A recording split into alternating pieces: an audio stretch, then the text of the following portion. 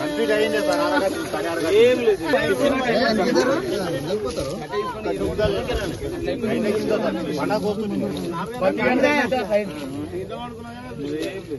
గారు